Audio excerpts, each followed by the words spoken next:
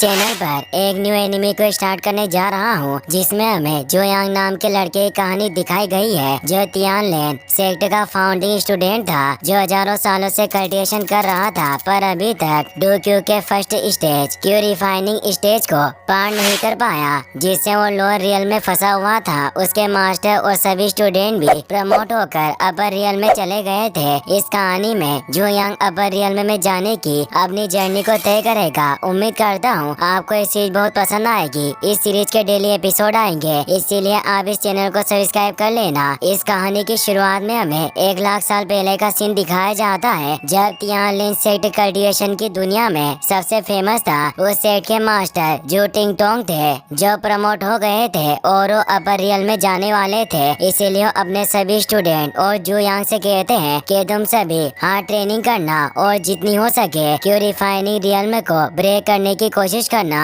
ये कहकर वो चले जाते हैं। वक्त बीता रहता है और 10,000 साल गुजर जाते हैं। वो बुफान भी अब प्रमोट हो गया था और वो भी अपर रियल में जाने वाला था। इसीलिए वो अपने जूनियर जू यांग को कहता है कि मैं अपर रियल में जा रहा हूँ इसीलिए अब मैं इस सेट की जिम्मेदारी तुम पर छोड़ रहा हूँ। तुम हार्ड ट्रेनिंग लेकर जल्द से जल्द क्यू रिफाइनिंग रियल के बैरियर को तोड़ने की कोशिश करना। जू यांग काफी निराश हो जाता है क्योंकि उसकी पावर हो बुफान से ज्यादा थी पर वो अभी तक प्रमोट नहीं हो पाया था। अब 30,000 साल गुजर जाते हैं। जो यांग अभी भी प्रमोट नहीं हुआ था जबकि जो यांग के स्टूडेंट प्रमोट हो रहे थे। पुलिंगर नाम की लड़की जो यांग की स्टूडेंट थी वो भी प्रमोट हो गई थी। वो अपने मास्टर जो यांग से कहती है कि आप हार्ड प्रैक्टिस करना और जितनी जल्दी हो सके क्यू रिफाइनिंग रियल के बैरियर को तोड़कर प्रमोट होने की कोशिश करना। अब 50,000 साल गुजर जाते हैं। जो यांग अभी भी प्रमोट नहीं हुआ था जबकि उसके सेट के सभी स्टूडेंट प्रमोट हो गए थे। आज एक ओल्ड ट्री भी प्रमोट हो जाता है जिसने डीमन बॉय का रूप ले लिया था और वो भी अपर रियल में जाने लगता है और वो जो यांग से कहता है कि तुम भी जल्दी से प्रमोट होकर ऊपर आने की कोशिश करना। जो यांग काफी गुस्सा हो जाता है और उसे एक चीज फेंक कर मारता है पर वो अपर रियल में चला जाता है। अब जो यांग के सेक्ट में एक सफाई करने वाला बचा था। वो कहता है कि हमारे ग्रेट ग्रैंड मास्टर जो यांग हमसे गुस्सा रहते हैं क्योंकि क्यू रिफाइनिंग स्टेज में फंस गए हैं। 50,000 साल गुजर गए पर ये अभी तक प्रमोट नहीं हुए और अब मैं भी नहीं चाहता कि यहाँ कोई प्रमोट हो। पर तभी वो भी प्रमोट हो जाता है जिससे वो बहुत खुश होता है और अब वो भी अपर रियल में चला जाता है। जो यांग इससे काफी हैरान होता है और सोचता है कि सफाई करने वाला भी ऊपर चला गया लेकिन मैं अभी तक यहीं फंसा हुआ हूँ। अब 90,000 साल गुजर जाते हैं। जो यांग अभी भी प्रमोट नहीं हुआ था। वो सोचता है कि मेरे सभी भाई और स्टूडेंट प्रमोट होकर अपर रियल में चले गए पर अब सिर्फ मैं बचा हूँ इसीलिए अब प्रमोट होने की मेरी बारी होनी चाहिए। पर जो यांग प्रमोट नहीं होता बल्कि उसका डॉग प्रमोट हो जाता है और वो भी अपर रियल में चला जाता है। यह देखकर जो यांग को काफी गुस्सा आता है। वो कहता है कि मुझे कल्टिवेशन करते हुए 90,000 साल गुजर गए पर मैं अभी तक यहीं फंसा हुआ हूँ। मुझे अब एकांत में कल्टिवेशन करने जाना होगा भले ही मुझे क्यू रिफाइनिंग लेवल के बैरियर को तोड़ने के लिए एकांत में कितना भी वक्त क्यों ना गुजारना पड़े पर मैं प्रमोट होकर रहूंगा। और अब वो एक गुफा में कल्टिवेशन करने चला जाता है। तभी हम देखते हैं कि कोई उस गुफा पर एक सील लगा देता है ताकि जो यांग बाहर ना आ सके।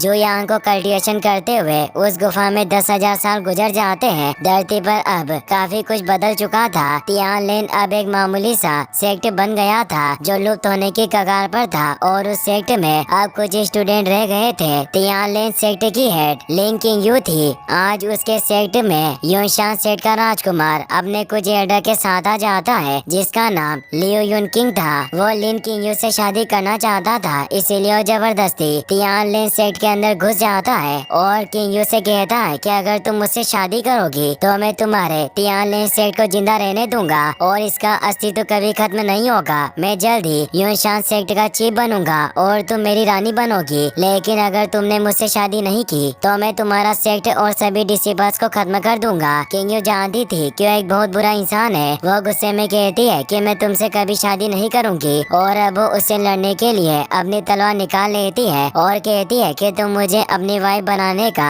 सपना छोड़ दो। यून किंग अपने एल्डर को उस पर हमला करने भेजता है पर उन्हें लिंग किंग को मारने से मना कर देता है। दोनों एल्डर उससे फाइट करने लग जाते हैं। वो दोनों किंग पर अटैक करने की कोशिश करते हैं, पर किंग उनके अटैक से बचती जाती है। लेकिन वो दोनों एल्डर पावरफुल थे, इसीलिए किंग की शॉट को दूर फेंक देते हैं। किंग वापस से अपनी शॉट को ले लेती है। तभी हम देखते हैं कि जुयांग जिस गुफा में कल्टिवेशन करने गया था, वहाँ अचानक से तूफान आने लगते हैं और जुयांग गेट पर लगी हुई सील को तोड़कर बाहर आ जाता है। वो काफी बुढ़ा हो चुका था, पर वो अपनी पावर से खुद को वापस से पहले जैसा कर लेता है, यानी वो वापस से जवान हो गया था। वो कहता है कि 10,000 साल गुजर चुके हैं, पर अभी भी मुझे कोई सफलता नहीं मिली। मैं अभी भी क्यू रिफाइनिंग रियल में फंसा हुआ हूँ, जबकि मैं पहले ही क्यू रिफाइनिंग पीरियड के 9,999 फ्लो की प्रैक्टिस कर चुका हूँ और कल्टिवेशन करते हुए 1,00,000 साल गुजर गए। लगता है अभी तक यहाँ लोअर रियल के सभी लोग प्रमोट हो गए होंगे और यहाँ कोई भी नहीं होगा, क्योंकि उसे आसपास किसी भी इंसान की सांसें महसूस नहीं हो रही थी। वो कहता है कि अब यहाँ एक भी सेक्टर नहीं बचा होगा और यहाँ आसपास गार्डियन की भी कोई ब्रेथ नहीं है, यहाँ तक कि मेरा वानजिन पवेलियन, इंपीरियल बीस्ट कोर्टयार्ड और डिवाइन ट्रेजर हॉल भी खत्म हो गए होंगे। वहीं किंग अभी भी उन दोनों एल्डर से फाइट कर रही थी, पर उनसे जीत नहीं पा रही थी। वो कहती है कि दोनों एल्डर फाउंडेशन स्टेबिलिशिंग रियल्म के पेटिशनर है, इसीलिए मुझे डर है कि मैं इसे जीत नहीं पाऊंगी। वो दोनों एल्डर उस पर अपनी एक मर्ज टेक्निक से हमला करने लगते हैं। किंग भी उन्हें रोकने के लिए उन पर अपनी शॉर्ट टेक्निक से हमला करती है, पर उसके वार को रोक नहीं पाती और दूर चली जाती है। यून किंग उसे कहता है कि तुम काफी सुंदर हो, पर तुम लड़ने में इतनी अच्छी नहीं हो। मेरे सारे एल्डर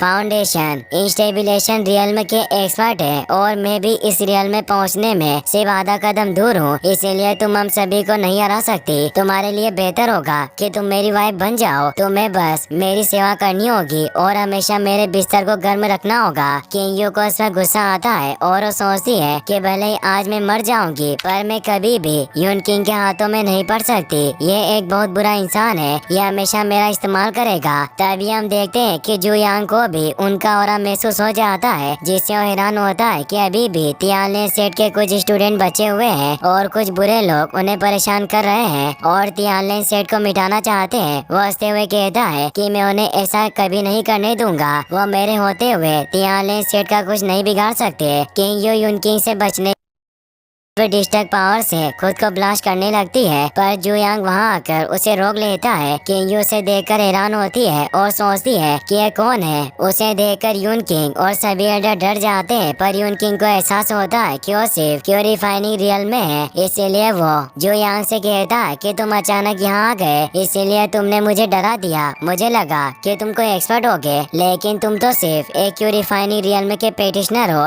एक एल्डर उसे कहता है कि आज तुम इस लड़की को नहीं बचा सकते, तुम हमारे यूशान सेट की पावर को नहीं जानते, इसीलिए आगे से हट जाओ। जुयांग कहता है कि तुम सभी मेरे हाथों से किस तरह मरना चाहते हो, तो एल्डर हंसते हुए कहता है कि तुम काफी हैंडसम हो, लेकिन तुम काफी मूर्ख भी हो। तुम अभी सिर्फ क्यू रिफाइनिंग रियल में हो, फिर भी मेरे सामने इतना एरोगेंट बनने की कोशिश कर रहे हो। दूसरा एल्डर कहता है कि तुम्हें इसे मारने की कोई जरूरत नहीं है, मैं कुछ देर इसके साथ खेलना चाहता हूँ। इसे मारना हमारे लिए ताली बजाने जितना आसान होगा। और वो जुयांग पर अटैक करने आता है। किंग इससे डर जाती है, पर जुयांग अपने एक फिंगर के अटैक से ही तेज एनर्जी निकालता है, जिससे वो एल्डर डस्ट बनकर मारा जाता है, क्योंकि 1,00,000 साल तक कल्टिवेशन करने की वजह से उसकी पावर काफी बढ़ गई थी, पर कल्टिवेशन रियल में नहीं बढ़ा था। जुयांग की पावर देखकर सभी एल्डर और यून किंग डर जाते हैं। अब जुयांग एक एक करके सभी एल्डर को मारने लग जाता है। यून किंग काफी डर जाता है, उसके हाथ पैर कांपने लगते हैं। वो जुयांग से कहता है कि मुझे मत मारो, मैं आपको गोल्ड कोर दे सकता हूँ, और अपने बचे हुए एक एल्डर के साथ वहाँ से भागने लगता है और कहता है कि इसकी पावर इतनी ज्यादा कैसे हो सकती है। इसने अपने रियल्म को छिपाकर हमें बेवकूफ बनाया है, वास्तव में कौन से रियल्म में होगा। जुयांग कहता है कि मैंने तुम्हें पहले ही बताया था कि मैं सिर्फ क्यू रिफाइनिंग रियल्म में हूँ, और अब वो भी उन दोनों के पीछे आने लगता है। यून किंग एल्डर से टकराकर नीचे गिर जाता है। जुयांग उसके आगे आ गया था और उनसे कहता है कि तुम इतनी जल्दी में कहाँ जा रहे हो। वो दोनों घुटनों पर गिरकर उससे माफी मांगने लगते हैं। यून किंग कहता है कि आज मुझे छोड़ दो, मैं दोबारा किसी लड़की पर बुरी नजर नहीं डालूंगा। और वो मन ही मन में सोचता है कि अभी मुझे किसी तरह यहाँ से निकलना होगा, मैं वापस अपनी पूरी तैयारी के साथ आऊंगा जाऊंगा और इस आदमी को खत्म कर दूंगा। जो यांग को पता था कि एक बुरा इंसान है, इसीलिए उसे कहता है कि अगर आज मैं एकांतवास से बाहर नहीं आया होता तो क्या तुम मेरे तियानलेन सेक्ट को बख्श देते। मुझे लगता है कि तुम तियानलेन सेक्ट को बर्बाद कर देते और यहाँ के सभी स्टूडेंट को मार डालते। यूनकिंग उसे कहता है कि सीनियर मैं जानता हूँ कि आप कोर फॉर्मेशन रियल्म के एक्सपर्ट हो, आप बस क्यूरिफाइनिंग रियल्म में होने का दिखावा कर रहे हो। अगर तुम मेरे पिता से फाइट कर सकते हो तो पहले उन्हें हरा कर दिखाओ। अगर आपने मुझे यहाँ मार दिया तो मेरे डैड आपसे बदला जरूर लेंगे। जो यांग उसे कहता है कि तुम चिंता मत करो, मैं तुम्हें मारने के बाद तुम्हारे पिता की भी तलाश करने जाऊंगा। और अब वो अपनी पावर से यूनकिंग के मन में काफी ज्यादा डर पैदा करने लगता है, जिससे उसे बहुत दर्द होता है और वो कुछ ही पल में मारा जाता है। यूनकिंग का एल्डर इससे काफी डर जाता है। जो यांग उसकी तरफ बढ़ने लगते हैं तो एल्डर कहता है कि मुझे मत मारो। जो यांग कहता है कि तुम्हें अभी नहीं मारूंगा, तुम मुझे अपने यूनशान सेक्टर में ले चलो। इससे वो एल्डर हैरान हो जाता है। अब हम यूनशान सेक्ट का सीन देखते हैं, जहाँ यूनशान सेक्ट के डिसिपल ट्रेनिंग ले रहे थे। तभी वहाँ तूफान आने लगता है। डिसिपल इससे काफी हैरान होते हैं। तभी वहाँ आसमान से तेज लाइटनिंग गिरती है, जिससे वो सभी मारे जाते हैं और यूनशान सेक्ट का काफी सारा हिस्सा बर्बाद हो जाता है। यूनशान सेक्ट का लीडर लियू अपने कुछ डिसिपल्स के साथ वहाँ आता है और अपने सेट की ऐसी हालत देखकर हैरान हुआ कहता है कि यहाँ क्या हुआ और मेरे सेट का ऐसा हाल किसने किया होगा। तभी वहाँ जो यांग आ जाता है, जो लियू से कहता है कि क्या तुम ही इस यूनशान सेट के हेड हो। लियू से पूछता है कि तुम कौन हो और यहाँ क्या लेने आए हो। जो यांग कहता है कि मैं तियानलेन सेट का एस्टर हूँ और मैंने तुम्हारे बेटे को मार डाला। लियू ये सुनकर शॉक्ड हो जाता है और गुस्से में उसे कहता है कि तुम्हारी मेरे बेटे को मारने की हिम्मत कैसे हुई। और वो अपने पावर को एक्टिवेट करके कहता है कि भले आज मैं मर क्यों ना जाऊं, पर मैं तुम्हें भी अपने साथ मार डालूंगा। और वो अपनी पावर को एक्टिवेट करके पाम टेक्निक से जो यांग पर हमला करता है, लेकिन जो यांग अपने एक पंच से ही उसके अटैक को खत्म कर देता है। यह देखकर लियू हैरान रह जाता है और वो सोचता है कि वास्तव में अपने सिंगल हैंड से मेरे अटैक को रोकने में कैपेबल है, पर इसका कल्टिवेशन लेवल इतना कम क्यों है। जो यांग कहता है कि तुम्हारे बेटे ने मेरे सेट को नष्ट करने की कोशिश की, इसीलिए आज मैं तुम्हारे पूरे सेट को बर्बाद कर दूंगा। और वो लियू के एक डिसिबल को अपनी वैक्यूम पाम पावर से अपने पास ले आता है और उसका गला दबाकर उसे मार डालता है। यह देखकर लियू को काफी गुस्सा आता है। वो अपनी फुल स्पीड में जू यांग पर हमला करने के लिए आगे बढ़ता है, पर जू यांग आसानी से उसे रोक देता है और पकड़कर दूर फेंक देता है। लियू काफी हैरान था। वो कहता है कि मैं कोर रियल्म में हूँ और तुम सिर्फ क्यूरिफाइनिंग रियल्म में हो, फिर भी मैं तुम पर हमला क्यों नहीं कर पा रहा हूँ। इसीलिए तुम सच बताओ कि वास्तव में तुम कौन से लेवल पर हो। जू यांग कहता है कि मैं अभी प्रैक्टिस कर रहा हूँ और मैं अभी सिर्फ क्यूरिफाइनिंग रियल्म में हूँ। लियू इससे शॉक्ड रह जाता है और सोचता है कि अभी भी लो लेवल पर है और मैं क्यू को रियल्म में हूँ, लेकिन फिर भी मैं इसे रोक क्यों नहीं पा रहा हूँ।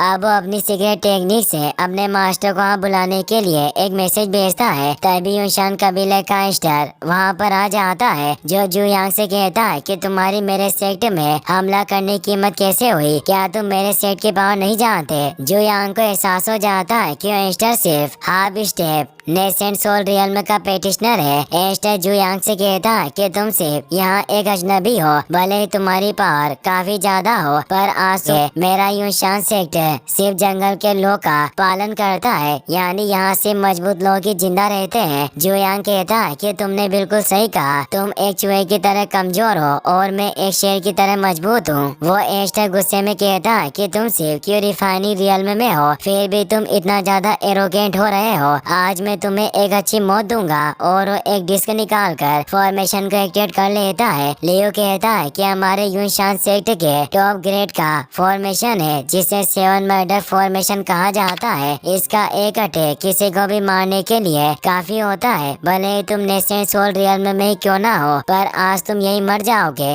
जो यांग अपने स्वॉर्ड के एक अटैक से उसे मार डालता है। उसका अटैक इतना फास्ट था कि लियो उसे देख नहीं पाया था, जिससे वो मारा जाता है। जो यांग की स्वॉर्ड का नाम ओल्ड रॉकेट था और वो अपनी स्वॉर्ड से कहता है कि हमें लोगों को मारे हुए काफी वक्त हो चुका है, इसीलिए आज हम अच्छा शिकार करेंगे। यिंगशान कबीले का एस्टर भी उस स्वॉर्ड को देखकर हैरान हो जाता है क्योंकि उस स्वॉर्ड की धार इतनी तेज थी कि उसने एक बार में ही लियो को मार डाला था। इसीलिए वो सोचता है कि इसके पास जो ये 5 कलर्ड मोर्टल स्वॉर्ड है, यह हजारों साल पुरानी सबसे बेस्ट स्वॉर्ड की तरह प्रतीत हो रही है। पर वो इस बात से भी काफी हैरान था कि जुयांग केवल क्यों रिफाइनिंग स्टेज पर है, फिर भी इसके पास इतनी पावरफुल स्वॉर्ड कैसे हो सकती है। आज मुझे इससे ये स्वॉर्ड छीननी होगी। और वो अपनी पावर से फॉर्मेशन को एक्टिवेट करके जुयांग पर इविल स्पीड को हमला करने भेजता है। जुयांग अपनी स्वॉर्ड से उन स्पीड पर अटैक करता है जिससे वो स्पीड खत्म हो जाती है और उसका वो स्लेश उस एस्टर की तरफ बढ़ने लगता है। यह देखकर वो एस्टर डर जाता है और अपने चारों तरफ एक प्रोटेक्टिव शील्ड बना लेता है। पर वो स्लेश काफी पावरफुल था जो उसके फॉर्मेशन को भी तोड़ देता है और वो एस्टर घायल होकर नीचे गिर जाता है। एस्टर जुयांग से कहता है कि मुझे बिल्कुल भी उम्मीद नहीं थी कि मेरा पूरा यूनशान सेक्ट मिलकर भी एक प्यूरिफाइंग रियल्म के प्रैक्टिशनर को मार नहीं पाएगा। पर तुम्हें इतनी जल्दी खुश नहीं होना चाहिए, अभी सब कुछ खत्म नहीं हुआ है। और अब वो वापस से एक फॉर्मेशन को एक्टिवेट करके वहाँ एक ड्रैगन बीस्ट को बाहर निकाल लेता है और जुयांग से कहता है कि ये एक मिड एंड हाई ग्रेड का स्पीड बीस्ट है, इससे नेसेंट सोल के पीक प्रैक्टिशनर भी फाइट नहीं कर सकते, इसीलिए आज तुम मेरे हाथों मारे जाओगे। जुयांग कहता है कि तुम्हारा सेट इतना भी कमजोर नहीं है, वास्तव में तुमने अपने सेट को प्रोटेक्ट करने के लिए एक बीस्ट को भी पाल रखा है। वो ड्रैगन बीस्ट अब जुयांग पर अटैक करने आता है, पर जुयांग अपने स्वॉर्ड के एक अटैक से ही उस ड्रैगन बीस्ट के कई सारे टुकड़े कर देता है। इससे वो एस्टर काफी डर जाता है और कहता है कि मेरे इस बीस्ट को हराना नामुमकिन है, आज तक इसे कोई भी हरा नहीं पाया। अब उस ड्रैगन बीस्ट के खत्म हो जाने से उस एस्टर की एनर्जी भी खत्म हो जाती है और वो मारा जाता है क्योंकि उसकी स्पीड ड्रैगन बीस्ट के साथ जुड़ी हुई थी। जुयांग कहता है कि मैं 10,000 सालों से एकांतवास में था, इसीलिए मैंने कुछ खास नहीं खाया, पर आज मैं इस ड्रैगन के जले हुए मीट का मजा ले सकता हूँ। तभी वहाँ किंग यू भी अपने कुछ सैनिकों के साथ आ जाती है और वो जुयांग से कहती है कि मास्टर मैं यहाँ आपकी मदद करने आई हूँ। पर वो ये देखकर काफी हैरान होती है कि वो पूरा सेट बर्बाद हो गया और वो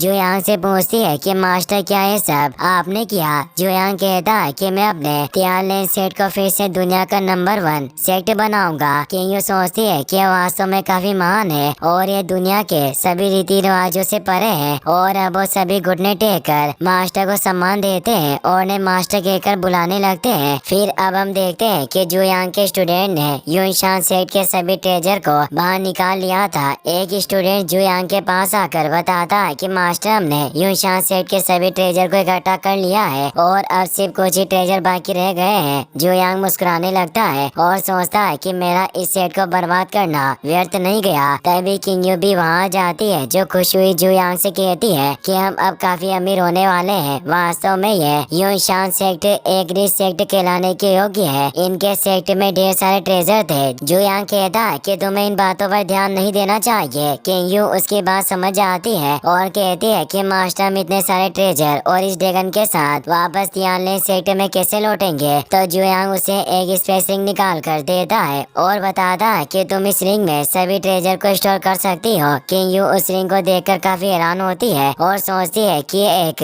स्टोरेज रिंग है, पर इस प्रकार का ट्रेजर केवल टॉप सेट के लोगों के पास ही होता है। फिर हम देखते हैं कि जुयांग वापस से अपने तियानलेन सेक्ट में लौट आया था। वो एक जेट पीस को देख रहा था जो हेवन शेडिंग लॉक का टुकड़ा था जिसे उसे गुफा में सील करने के लिए लगाया गया था। वो सोचता है कि heaven shedding lock space and perception को लॉक कर सकता है। अगर मैंने इस लॉक को जबरदस्ती नहीं तोड़ा होता तो मुझे डर है कि मैं हमेशा के लिए उसी गुफा में फंस जाता। ऐसा लगता है कि जब मैं एकांत में था तब बाहर कोई ऐसा पर्सन था जो नहीं चाहता था कि मैं वापस बाहर आऊं। किंग यू अब जुयांग के लिए चाय लेकर आती है और कहती है कि मास्टर आपको एक कप चाय पीकर थोड़ी देर आराम करना चाहिए। जुयांग कहता है कि मैं पिछले 10,000 सालों से एकांत में था, इसीलिए इन 10,000 सालों में इस दुनिया में क्या हुआ था जो हमारे इस तियानलेन सेट की इतनी बुरी हालत हो गई है। किंग यू कहती है कि जब मैं यहाँ की सेक्ट लीडर बनी तब यहाँ केवल एक सीनियर ब्रदर था जो आर्टिफैक्ट फोर्जिंग रियल्म में था, पर मुझे कहते हुए काफी शर्म आती है कि मैं तियानलेन सेट की हाई पोजीशन पर होने के बावजूद भी फाउंडेशन एस्टेब्लिश रियल्म के मिडल स्टेज में फंसी हुई हूँ, इसीलिए मेरी पावर काफी कम है। जुयांग सोचता है कि मेरे सेठ के खिलाफ चाहे कोई भी साजिश करना चाहे, पर मैं उसे कामयाब नहीं होने दूंगा। और जिसने भी मुझे उस गुफा में सील किया,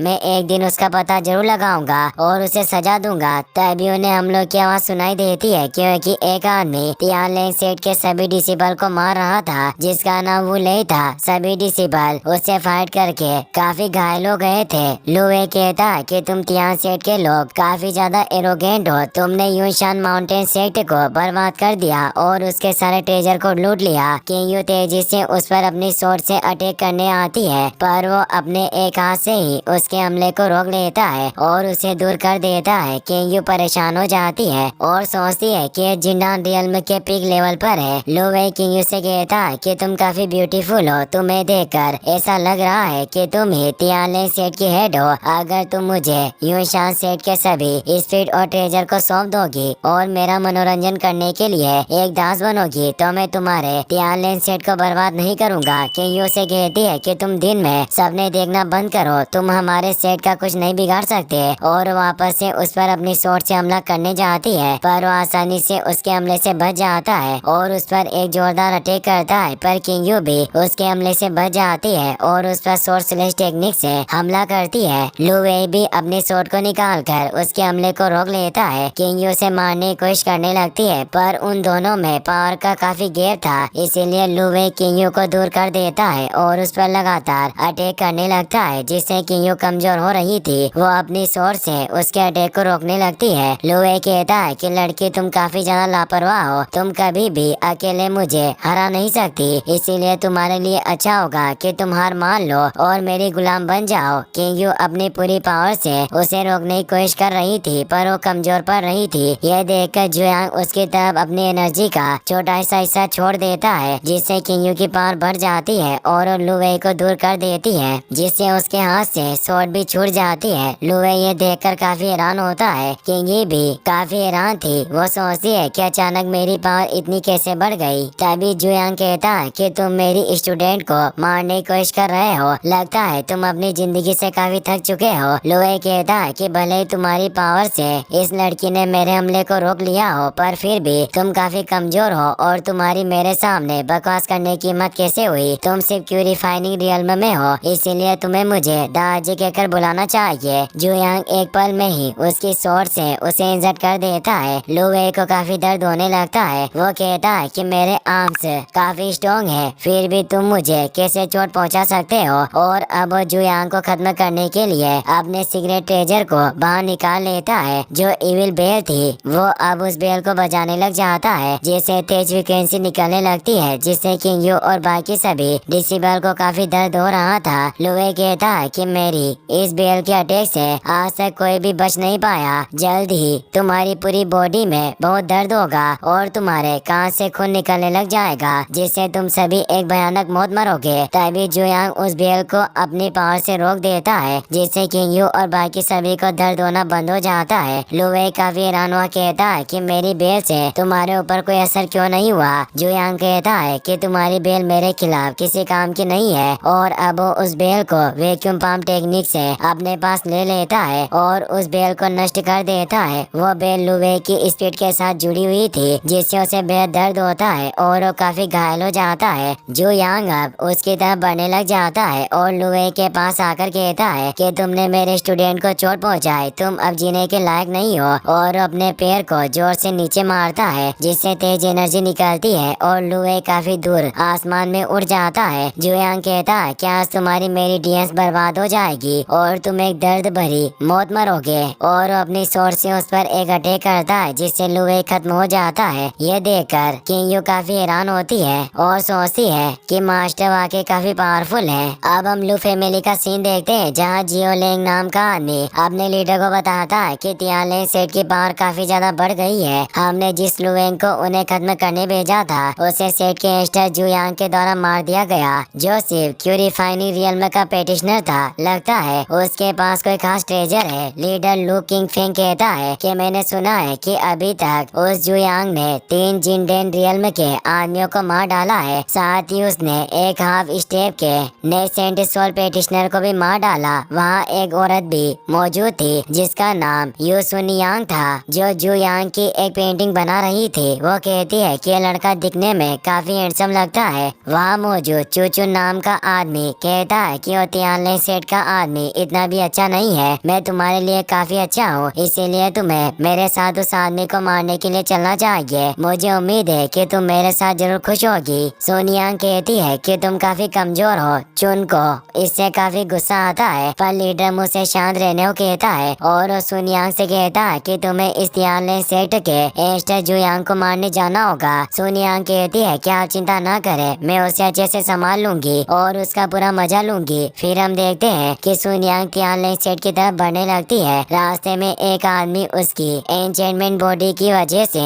उसकी तरफ अटैक्ट होने लगता है, पर वो अपने फ्लावर टेक्निक से उसे मार डालती है। अब हम तियानले सेठ को देखते हैं जहाँ सभी स्टूडेंट ट्रेनिंग कर रहे होते हैं। जुयांग भी वहीं बैठकर आराम कर रहा था। तभी सुनियांग वहाँ जाती है। वो सभी स्टूडेंट भी उसके मैजिक की वजह से उसकी तरफ अटैक्ट होने लगते हैं, जिससे वो उसे रोक नहीं पाते। वो जुयांग की तरफ बढ़ने लगती है और सोचती है कि मेरे मैजिक की वजह से जल्दी प्यार में पागल एक बीच की तरह बन जाएगा, जिससे मैं इसे आसानी से मार पाऊंगी। और अब वो जुयांग के पास आकर उसे टच करके अपने प्यार में फंसाने की कोशिश करती है। सुनियांग ने उसे एक इल्यूजन में फंसा लिया था, पर जुयांग होश में था और वो कहता है कि ये सिर्फ एक मामूली सी ट्रिक है और वो अपनी पावर से उसके इल्यूजन को खत्म कर देता है, जिससे वो दूर हो जाती है। जुयांग उसे कहता है कि तुम अपने इस छोटे से इल्यूजन से मुझे मारने की कोशिश कर रही हो। सुनियांग कहती है कि तुम मेरे इल्यूजन को तोड़कर काफी एरोगेंट बन रहे हो। आज मैं तुम्हें अपनी असली एबिलिटी दिखाऊंगी, जिससे तुम्हें एहसास होगा कि मेरी पावर कितनी ज्यादा है। और वहाँ अपनी एनर्जी को फैलाने लग जाती है। इसी के साथ ये एपिसोड यहीं पर खत्म हो जाता है।